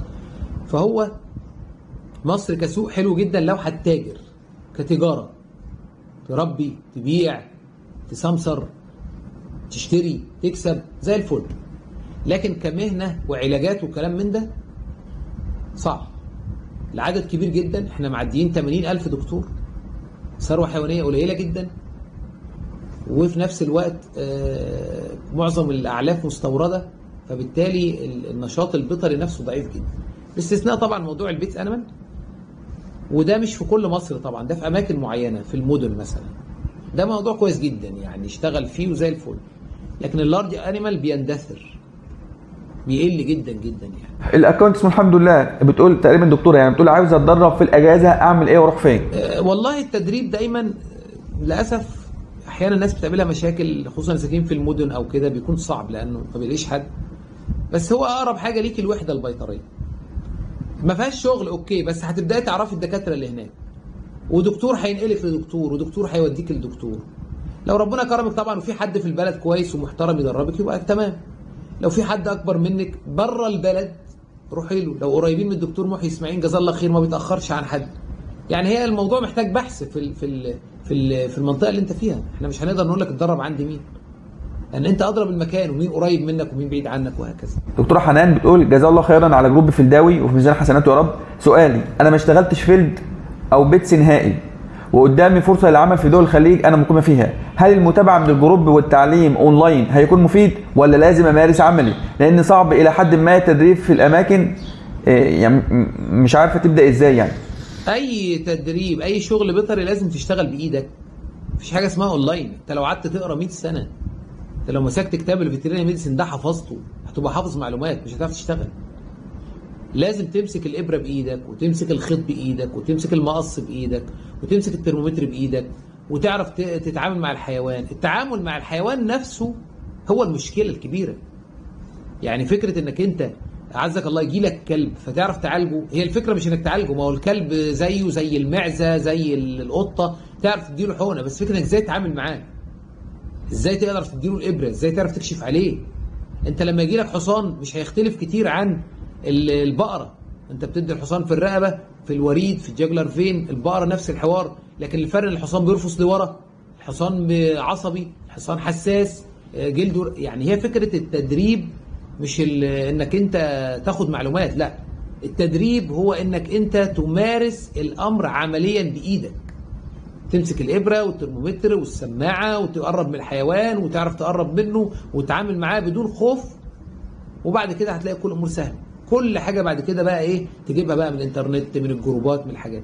لكن طبعا بدون ما تمارس بايدك صعب جدا يعني. عشان كده لازم على الاقل 3-4 شهور تدريب باليد عند اي دكتور يقدر يعلمك ويكون شاطر. الدكتور محمود رمضان، الدكتور سيد تكفي رؤوسنا، نحبه ونقدره ولا احد يستطيع ان يكون ما قدمه للطب البيطري، فجزاه الله عنا خير الجزاء. حبيبي يا دكتور محمود، جزاك الله كل خير حبيبي. الدكتور عمر خليل هل الجزء الخاص باهم امراض الفيلد سواء ابقار او اغنام في سلسله تبسيط البيطري كافي نكون عارفينه كبيزك للعمل في الفيلد؟ هو لو انت متدرب مع دكتور وبتعرف تدي حقن وبتعرف تتعامل مع الحيوان وبتعرف تقرب من الحيوان وبتعرف تمسكه وبتعرف تكشف عليه وبتعرف تشوف الحراره وبتعرف تفحص الفم وتعرف تفحص الميوكس ممبرين وتعرف تفحص الكرش وتعرف تدي الحقن في الوريد وتعلق محاليل، فهو كافي. هو كافي لان احنا ذاكرين فيه 90% من الامراض اللي في الفيل، 90%. واللي فيه انت لو حفظت اللي فيه مع الكلام اللي انا قلته في الاول ده، اي حاله هتروح تعالجها حتى لو مش عارفها. لانك على الاقل هتعرف تتصرف نفسك، هتعرف تقرب المرض، هتعرف تشبه عليه، وبعد كده ممكن تبحث وتسال. لكن لو انت ما بتعرفش تعمل الحيوان مش هيفيدك باي حاجه.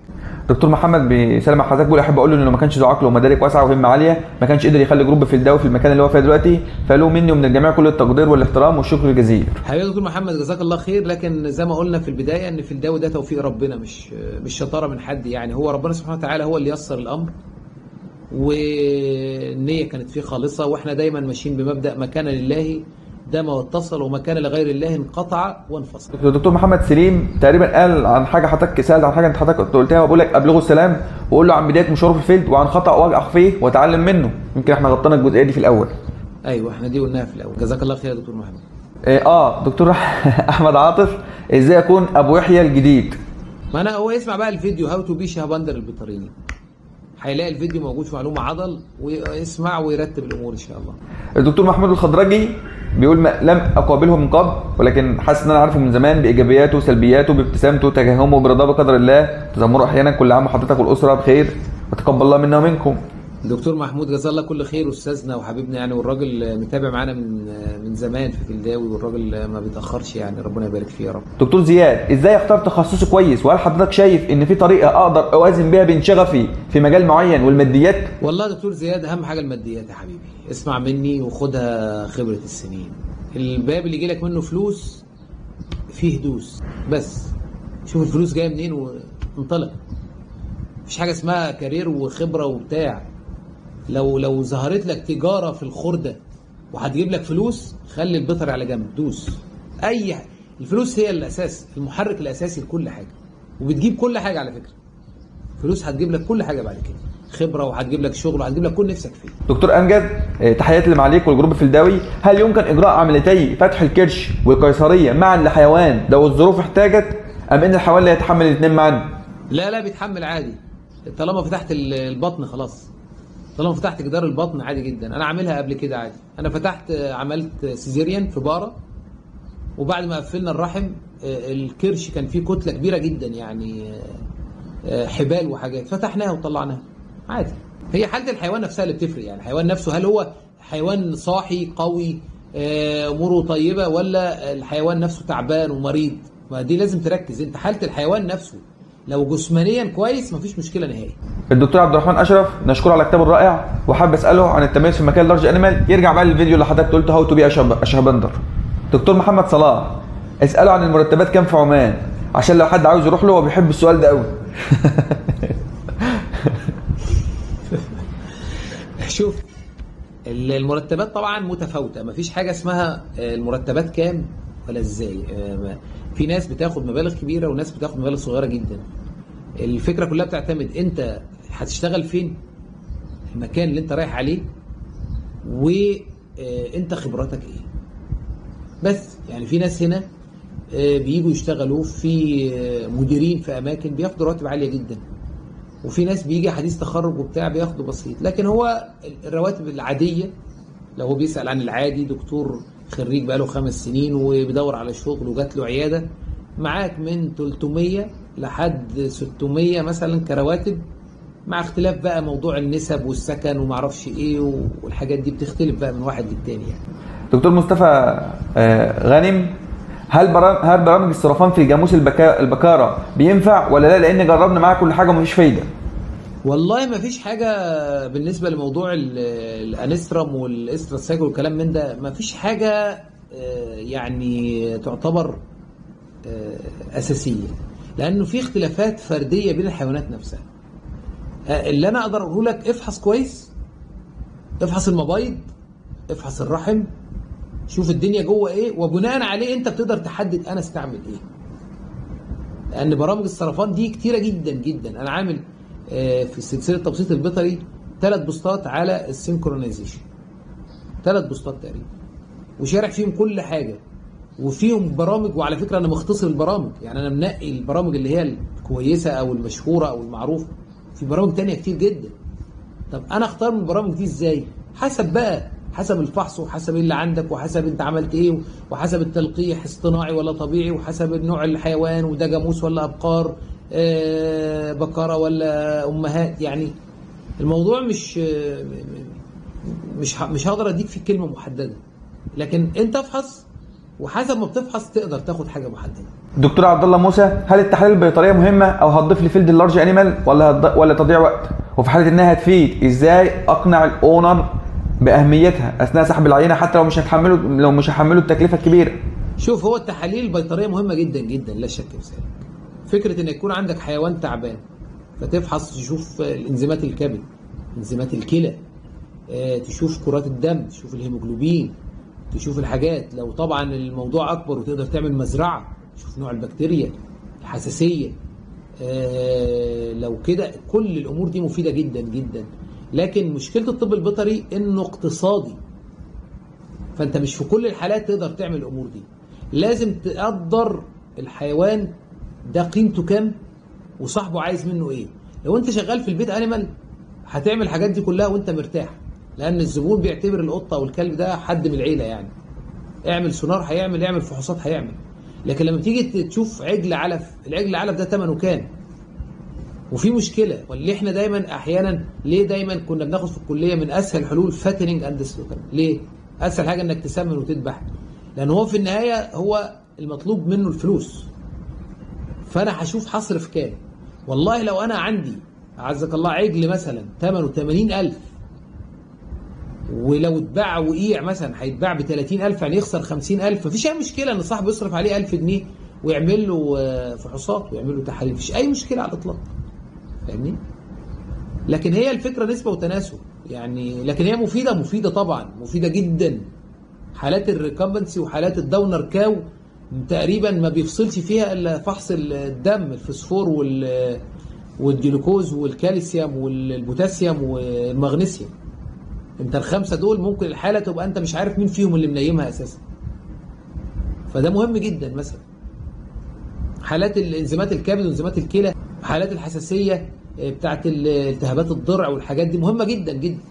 والاحيانا الحمى اللي بتكون في الدم، البلاد فيلم اللي بتعمله للبلاد بارازايت مهم جدا. الحاجات الفحوصات والحاجات دي كلها مهمه الصراحه. دكتور هبه، بجد جزاك الله خير عن فلداوي، ده معروف كبير قوي لك في رقابنا كشباب الخريجين، وقد ايه سهلت الدنيا علينا. بس بوستات المبارزه اللي بقى لها كام يوم، رجاء عرفهم ان ده مش مكانها. الناس دي تحتكم لحد كبير في بلدهم، حد يفهمهم من الارزاق بالله مش هنا. بجد فلداوي قمه وقامه، مش ساحه مبارزه.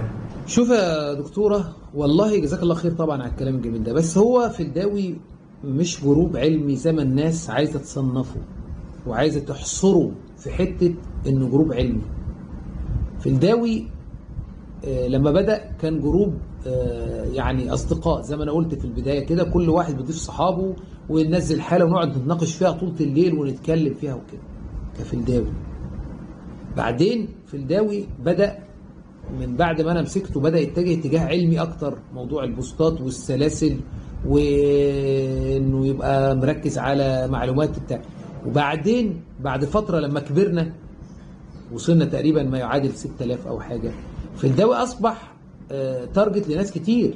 الناس اللي بتدخل انتخابات، الناس اللي عندها مشاريع، الناس اللي عندها بيزنس، الناس اللي بتعمل دعايه. انا عندي 6000 دكتور، ده ايام ما كان 6000، الكلام ده كان يمكن في 2014، موجودين متجمعين في مكان، فبالتالي كله عايز يدخل، كله عايز يتكلم. فاحنا ما منعناش الامور دي، لكن عملنا لها رولز وقواعد نقدر من خلالها نحافظ على الجروب وفي نفس الوقت نحقق الفايده. لكن يبقى فلداوي جروب خدمي مش علمي. الناس اللي عايزه تحصره في حته العلم ليهم غرض، مش بقصد دكتوره هبه، لا، الناس اللي هي الثانيه بيبقى ليهم غرض ان فلداوي كقوه يفضل على جنب كده. اخرهم يقول لك ايه، اديها شويه انالجين وشويه ديكسا وشويه اوكسي وشكرا. لا، فلداوي كجروب يجمع اكثر من 50,000 من اصل تقريبا 80,000 دكتور اللي موجودين على الفيس، تقريبا منهم حوالي 60 او 70 يعني. في الدواء تقريبا في 90% من الاطباء الموجودين على السوشيال ميديا كبيطريين في مصر موجودين في الجروب. ما اقدرش انا اعزله تماما عن الامور. ليه؟ ما هي النقابه دي بتاعتنا، بتاعت ال 50,000 دول. فلوس النقابه دي فلوسنا، اشتراكاتنا بتاعت ال 50,000 دول. اي زميل عنده مشكله مش هيحلها بان اقول له اديها 5 سم اوكس و5 سم انالجين. لا، لازم نشوف مشكلته ايه ونعمل ايه.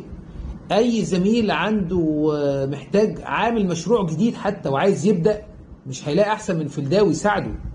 اي زميل عنده منتج وبيعمله بسعر كويس وبيخدم الزملاء.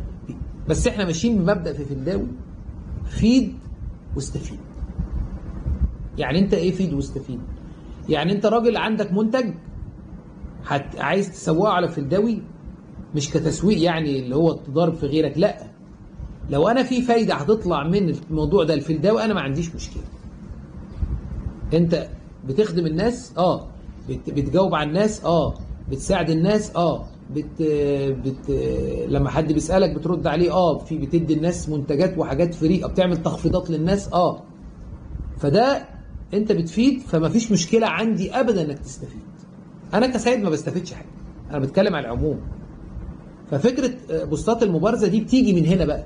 بتيجي من هنا منين؟ ان احنا طبعا سامحين في فلداوي بالناحيه الخدميه للاطباء. ففي ناس طبعا بتبدا تستغل الموضوع بقى وتبدا تدخل وتبدا تتكلم، وده يضرب في ده وده يعمل في ده. احنا طبعا مش هنقدر نراقب كل البوستات، لكن اللي بنشوفه او عليه مشكله بنحذفه. الدكتور اللي بيكرر الكلام بنحذره بننبهه بلاش كده.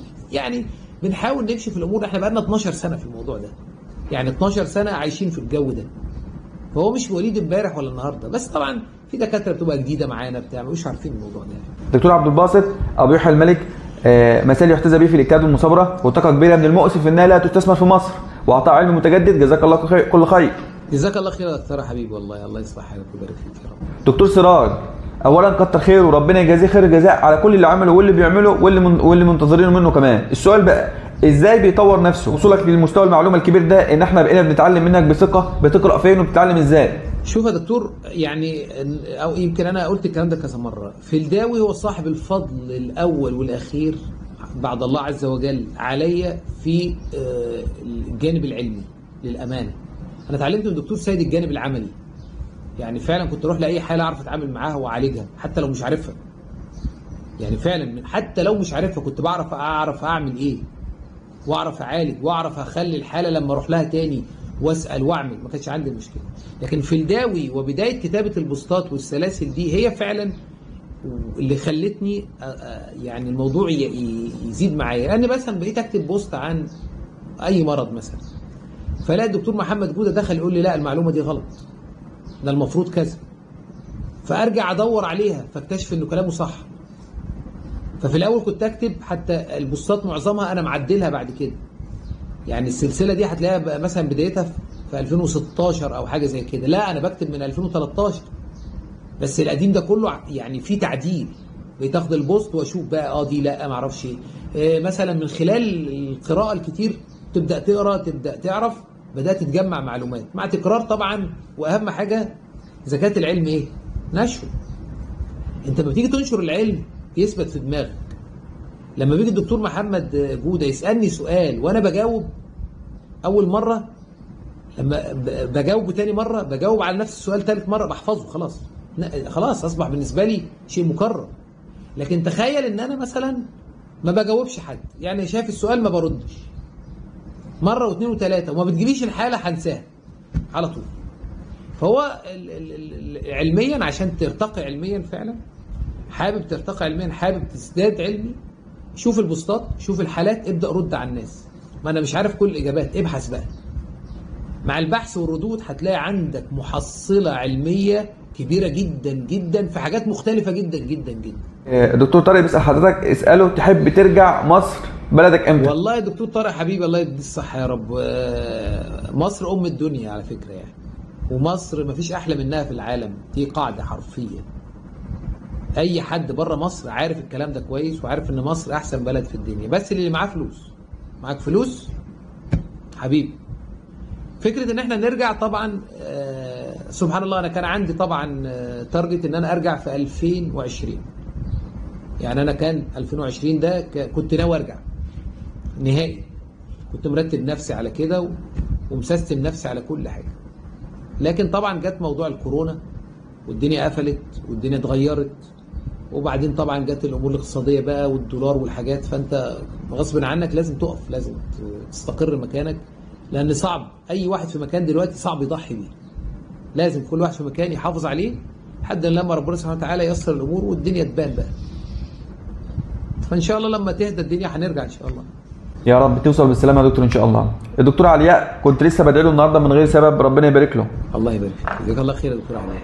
الدكتور ناصر بيسال حضرتك يا دكتور سيد، هل متاح عقود عمل الاطباء البيطريين في سلطنه عمان؟ وهل يمكن للطبيب ان يشارك مواطن عماني في مشروع صيدليه او لا؟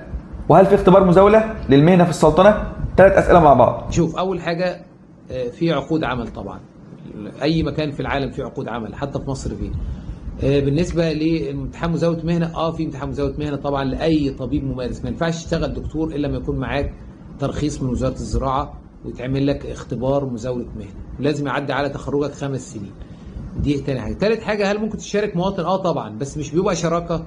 انت ممكن هو يكون صاحب السجل مثلا وانت بتدير العياده كشراكه على الورق يعني، وممكن تكون انت صاحب السجل، انت نفسك ممكن تكون انت صاحب السجل، تيجي يكون معاك مبلغ مثلا ما يعادل مثلا 100,000 جنيه مصري او حاجه تقريبا، 120 150، وتيجي تفتح لك سجل تجاري هنا عادي جدا، وتبقى انت صاحب المكان، صاحب الشغل من غير العماني، تبقى انت صاحب المكان. بس هتضطر تجيب معاك دكتور تاني، لانه ما ينفعش تبقى انت صاحب المكان، لانه بتكتب لك في البطاقه ان انت مستثمر، ما ينفعش تكتب لك في البطاقه انك دكتور. دي مهنه ودي مهنه. ممكن تيجي وتبقى شريك مع عماني عادي، هو صاحب السجل وانت الدكتور، مفيش اي مشكله. ممكن تيجي تبقى انت صاحب السجل وتجيب معاك دكتور تاني، مفيش اي مشكله برضه. ممكن تيجي تشتغل في مؤسسه عادي جدا برضه، كل دي حاجات متاحه. الدكتور ابراهيم طامع، كيف تصبح مصر مركز تصدير الاطباء البيطريين للخليج والعالم؟ هي اوريدي مصر مركز تصدير، مش كيف تصبح، هي اصبحت وكانت ولا زالت ستظل. احنا عندنا خريجين كل سنه بالالاف يعني. فاوريدي هي مصر اكبر دوله مصدره للاطباء البيطريين، هي والسودان وحاليا سوريا طبعا. دكتور محمد، انا حابب اوجه الشكر على كل اللي قدموا لنا الجروب، وبالرغم اننا ما نعرفوش ولا هو يعرفنا، الا ان احنا دايما بندعي له بالغيب، ربنا يجازيه كل الخير عن كل اللي قدموا لنا. حبيبي دكتور محمد، جزاك الله كل خير يا حبيبي، الله يصلح حالك. احد الاطباء يا دكتور يعني ما رفض ذكر اسمه يعني، ولكن هو كان عنده سؤالين. اول سؤال، لو انا تمام علميا وفلدويا وممارس للمهنه واتدربت كويس وخايف من الاقدام على فكره فتح عياده، خايف اغلط، اعمل ايه؟ احنا جاوبنا على السؤال ده في الاول. تمام. طب السؤال الثاني بقى، بيقول لك في دكتور جنبنا فاتح بقاله فتره وعنده خبره والكل بيحبه، هو بياخد فلوس قليله خالص على الدواء لانه شغال شغل تاني جنب العياده، المهم افتح جنبه ولا بلاش؟ انا لسه فريش بس الحمد لله كويس جدا في الفيلد، فحاسس ان لو فتحت جنبه مش هنجح. والله لو هو شغال لكل حاجه ما بيسيبش حاجه، فانت مش هتنجح فعلا، لانه الناس هتروح له، هو رخيص وخبره وقديم، فاوكي الناس هتروح له. لكن لو هو عنده شغل تاني ومش فاضي، مش فاضي لشغل الحالات وبيقع منه حالات كتير، افتح جنبه، افتح جنبه هتشتغل، لانه هو مش. لكن لو هو بقى ما بيسيبش حاجه، واخد بالك، كل شارده ووارده، فاحسن ابعد عنه شويه، عشان يعني ايه، الناس بدل تستكلف ان هي تروح له فتجيلك. لكن فكره ان انا هو ما بيسيبش حاجه هتفتح جنبه هتعمل ايه؟ خصوصا ان هو مرخص الدنيا يعني. دكتور احمد حسن، اقول له جزاك الله خير انك شلت الجروب في فتره صعبه من 10 سنين وتحملت نشر بوستات وحدك مع مجموعه قليله من الافاضل لحد ما اصبح في الدوري، المجهود ده ما شافوش دفعات ما قبل 2020. دكتور احمد حسن ده الصقر بتاعنا، حبيبنا يعني، وطبعا لازم يطبل لنا شويه في الكومنتات يعني، جزاه الله خير. الدكتوره لمياء، تنصح حديث التخرج بايه؟ يمكن احنا قلنا الكلام ده في الفيديو احلنا عليه هاو تو بي شهبندر، قلناه في الفيديو. الدكتور يوسف الدسوقي بيقبض قابل محمد صلاح. انا نفسي افهم، هو يوسف بيكره محمد صلاح ليه؟ يعني انت ما بتحبوش ليه؟ سيبك من المواقف الاخيره، لان هو يوسف من اول ما طلع محمد صلاح وهو يعني ما يعني يقول لك لا انا ما اعرفش ايه. محمد صلاح انا من نوع بحكم الغربه، ودي يمكن المغتربين اكتر يحسوها، لما بتبقى مغترب اي مثال ناجح من بلدك بيبقى فخر ليك، اي مثال ناجح. فهي واحد يقول لك يا عم لعيب الكوره عمره ما كان فخر، يا سيدي هو ماشي بالنسبه لك مش فخر، انت كراجل ملتزم، كراجل بتدور على الامور الدينيه. لكن انا لما ابقى قاعد وسط الناس والاقيهم قاعدين يقول لك ده محمد صلاح امبارح عمل وسوى، يا اخي ده المصريين دول، خلي بالك بيرجع يقول المصريين دول يا اخي ما شاء الله عليهم، ده لما بيحطوا دماغهم في حاجه دول عندهم نبغات، دول عندهم انت بتحس بنوع من الفخر لانك انت جنسيتك، واللي يقول لك كلام غير كده بيضحك عليك. جنسيتك بتديك مكانه في المكان اللي انت فيه. عايز تتاكد؟ شوف واحد امريكاني كده وقف في اشاره مرور، ولا مجرد ما يبقى امريكاني جنسيه نفسها معدياه. فانت كل ما يكون هناك شيء بيرفع من جنسيتك ده شيء بصراحه بيبقى فخر بيك، حتى لو انت شايفه ان هو شيء تافه. لا بيفرق جدا، بيفرق مع العيال في المدرسه. يعني العيال في المدرسه بيفرق معاهم. انا عايز اقول لك منتخب مصر لما اتغلب من كرواتيا 4، العيال بيقولوا لي يحيى ده انتوا مغلوبين، ده انتوا وطبعا عيال صغيره مش فاهمه حاجه بس بيعندوا في بعض.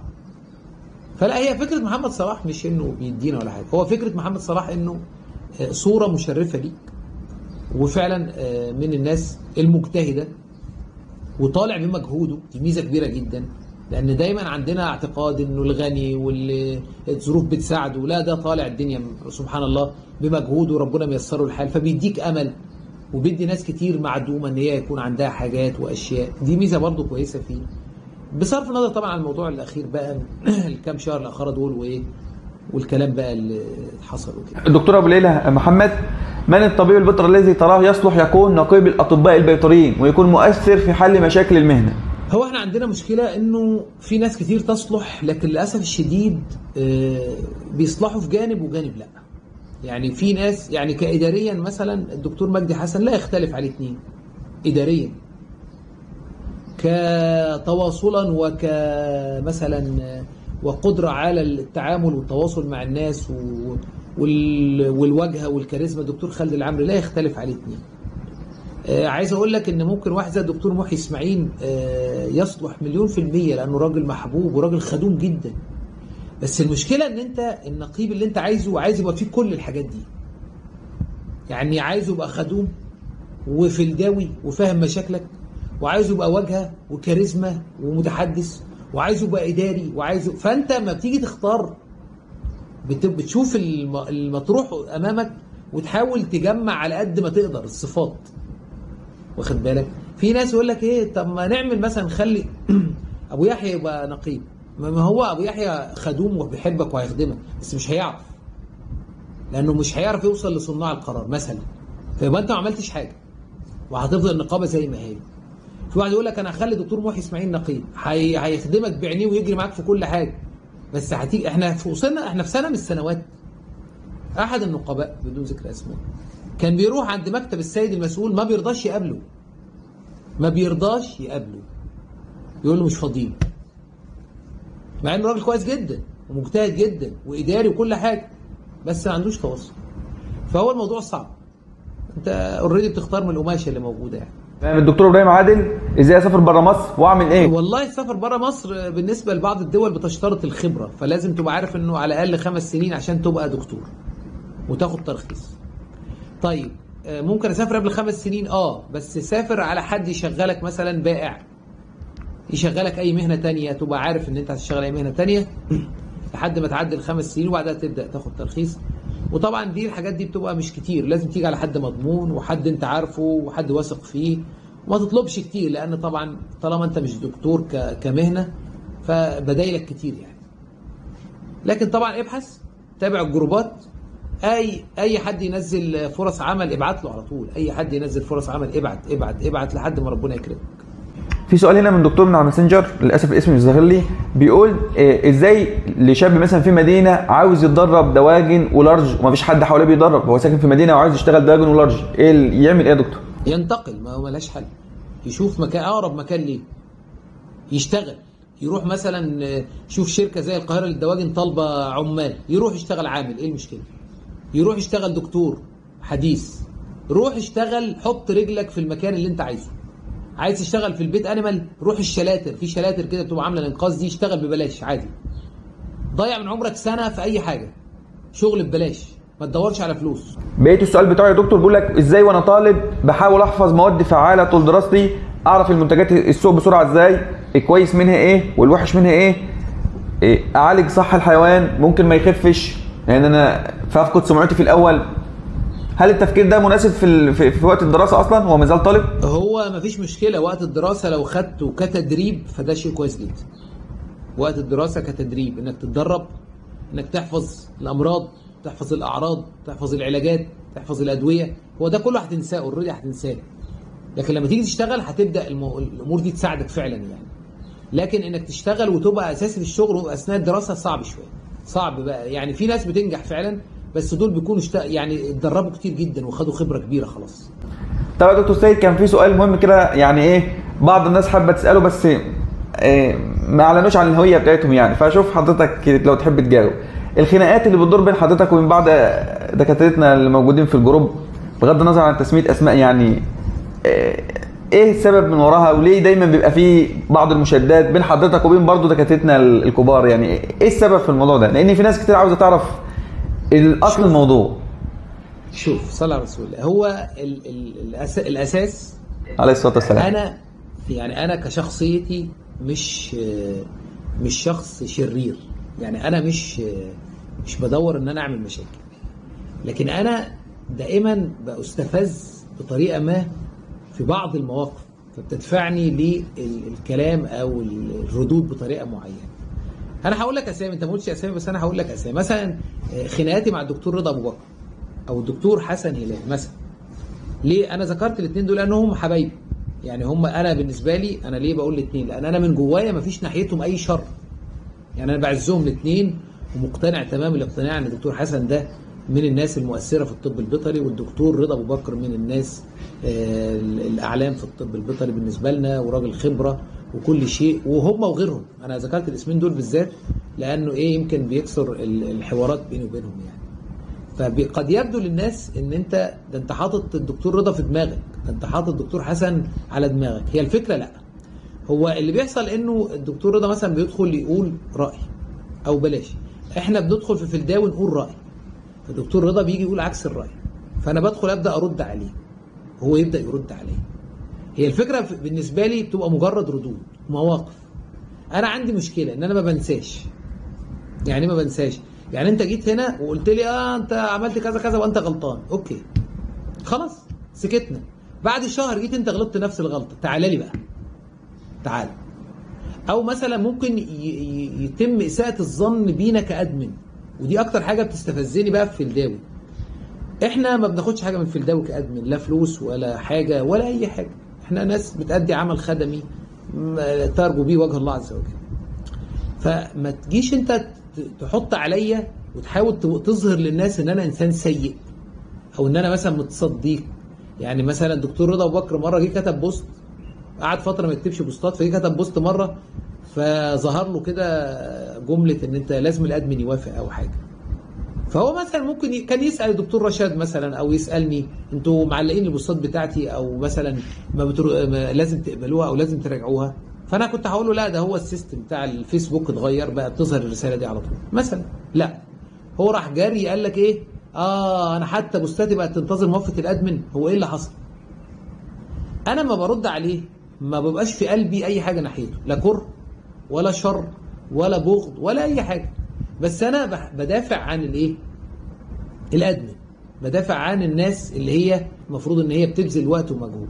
فهي المواقف اللي زي دي بتظهر للناس ان هم ما بيحبوش بعض او ان هو ابو يحيى بيقلل منهم او حاجه. هي الامانه ما بتبقاش فيها اي نيه من المواضيع دي، بقدر ما هو بيبقى دفاع فقط عن الموقف او رد على الكلام اللي بيتقال او تذكير موقف معين. طبعا بعيد عن خناقات بقى النقابه والحاجات دي. انا بصراحه كنت باخدها هزار مع الدكتور رضا، احيانا بصراحه بيكون هزار بايخ شويه، بيزيد شويه صحيح، هو بيزعل، بس انا يعني باخدها عند. لكن انا عارف ومتاكد ان الدكتور رضا لا بيستفيد من النقابه ولا له ناقه ولا جمل فيها، وانه الراجل عادي جدا بيقول مجرد راي، بس هو بيبقى تجاذب اطراف حديث.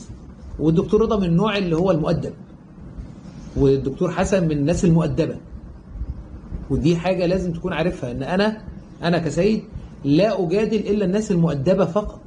اللي انا عارفه لا هيغلط فيا ولا هيشتمني ولا هيهني.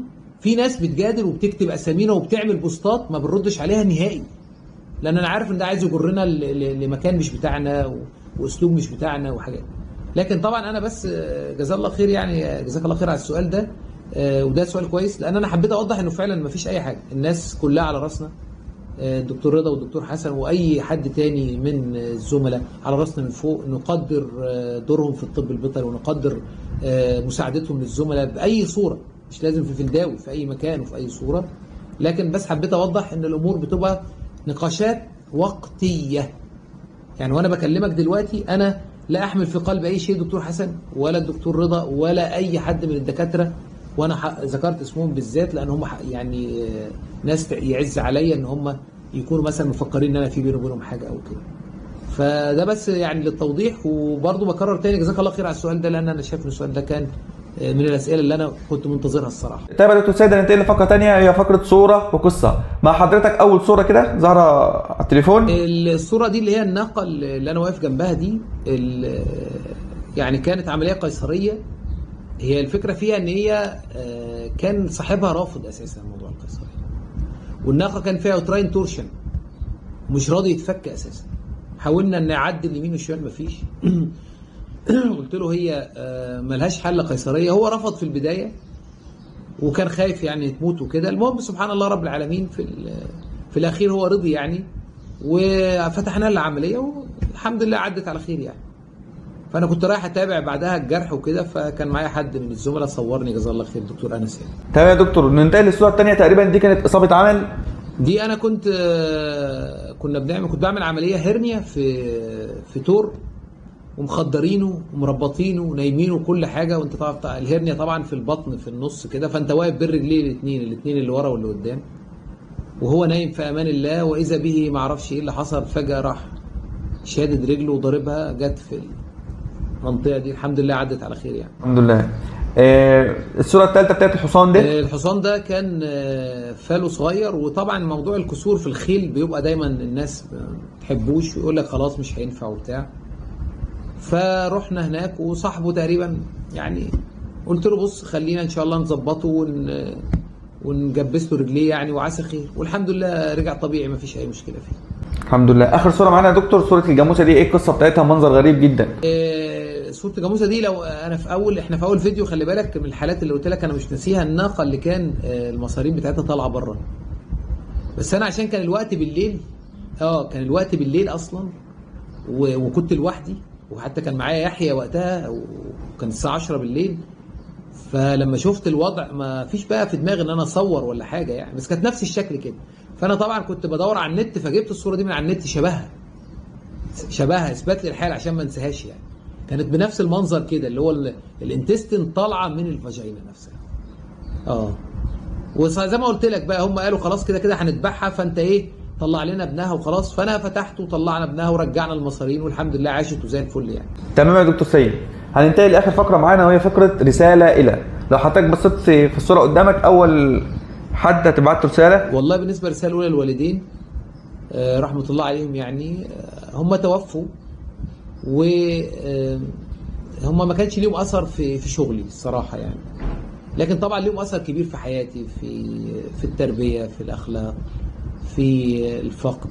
ابويا الله يرحمه كان شخصيه، كان كاريزما يعني، كان كبير في الناس يعني، وكان دايما يقعد يحل مشاكل الناس وكده. فالموضوع ده كان مأثر معايا، وحتى انا يعني خدت منه حاجات كتير في الموضوع ده. تمام يا دكتور، ربنا يرحمه يا رب. الشخصيه الثانيه، والله بالنسبه للزوجه والله هي ام يحيى جزاها الله كل خير للامانه يعني. وهي يمكن انا ما بقولهاش الكلام ده وده دايما بيعمل مشاكل بينا يعني، انك انت عمرك ما قلت لي حاجه، بس انا من جوايا يعني انا حافظ لها الجميل صراحه. هي يعني من اكبر الناس اللي لها جميل عليا في حياتي، هي عارفه ليه طبعا، واستحملتني في وقت من الاوقات يمكن كان كل الناس تخلت عني تقريبا الا هي، وفضلت معايا يعني فتره صعبه جدا لحد ما ربنا عداها على خير. غير ان هي اخلاقيا ودينيا على يعني نحسبها على خلق وعلى دين، ولا نزكيها على الله سبحانه وتعالى. فهي انا بصراحه لو اتكلمت عنها كتير مش يعني هيبقى نوع من الغزل والناس مش هتحب الكلام ده، لكن هي يكفي ان انا اقول ان هي صاحبه اكبر فضل عليا في حياتي. يعني هي بالنسبه لي انا بعتبرها زي امي الصراحه، مش بس يعني زوجه، لا هي زوجه وام واخت وكل حاجه، واخلاقيا ودينيا لا يعادلها احد. ويعني انا بشوفها الصراحه نموذج مشرف جدا لاي امراه مسلمه يعني. طيب يا دكتورنا، اخر رساله ان شاء الله. جاي لك اتنين دلوقتي، طالب في سنه اولى وخريج، تنصح ده بايه وتنصح ده بايه؟ والله طالب سنه اولى هقول له ركز في المواد الدراسيه جدا جدا جدا، لانه احنا كنا ما بنركزش، ولما طلعنا بدانا نقرا كتب تاني وطلع عينينا في القرايه والمذاكره والحاجات دي. فانت الحاجات جايه لك بالسهل، وعندك استاذ دكتور بيشرح لك كل حاجه، فخد منه على قد ما تقدر، لان الحاجات اللي انت مش محتاجها النهارده او شايف ملهاش لازمه هتحتاجها بكره. احنا النهارده بنيجي نعمل عمليه بنقعد ندور على التشريح بتاع سنه اولى والفسيولوجي بتاع سنه اولى والهيستولوجي بتاع سنه اولى، ونقعد ندور والنسيج ده رايح فين وجاي منين، والعضله دي واخده اتجاه يمين ولا شمال، طب هنفتح هنا هنقطع هنا، طب في هنا شريان ايه، طب في هنا وريد ايه، طب هنربط. بنقعد ندور على حاجات كان ممكن ونضيع فيها وقت كبير، كان ممكن ما نضيعش الوقت ده لو احنا ركزنا. فانت في الكليه ركز جدا جدا في ال5 سنين في المواد، لان فعلا هتاسسك تاسيس كويس جدا جدا حتى وان كنت شايف ان هي ملهاش قيمه. بالنسبه لو خريج اقول له توكل على الله وحط رجلك في اي حاجه. انت بتطلع تايه مش عارف تعمل ايه، شوف اكتر حاجه تجيب لك فلوس وحط رجلك فيها. لو في شركه دواء تجيب لك فلوس حط رجلك فيها، لو في مزرعه تجيب لك فلوس حط رجلك فيها، لو في دكتور يدربك معاه حط رجلك معاه، لو في معمل يشغلك معاه حط رجلك معاه. حط رجلك في اي مكان وهتلاقي نفسك غصب عنك انطلقت بتمشي. هي الحياه بتزوقك لقدام لانك خلاص بتعرف الاسرار والخبايا. تمام يا دكتور سيد، بشكر حضرتك على قبول الدعوه ان شاء الله، ونتمنى ان ده ما يبقاش اخر لقاء باذن الله، يبقى بينا لقاءات تانية كتير ان شاء الله. لا ان شاء الله بعد كده انت تغير بقى الموضوع ده وتبدا بقى ايه نعمل لقاءات كده نكسب منها فلوس، لان الحاجات ببلاش دي ما مالهاش فايده الصراحه. ايد على ايدك ان شاء الله. ماشي يا دكتور، شكرا لحضرتك. انا معاك، انا اي اشوف اي فكره فيها فلوس انا معاك حبيبي يا دكتور، جزاك الله كل خير ومشكور حبيبي وسعداء باللقاء. العفو يا دكتور، ربنا يبارك في حضرتك. طبعا بنشكركم على مشاهده الحلقه الاخر، وان شاء الله انتظرونا في حلقه جديده مع ضيف جديد من اعلام الطب البيطري في بيطري بودكاست، والسلام عليكم ورحمه الله وبركاته.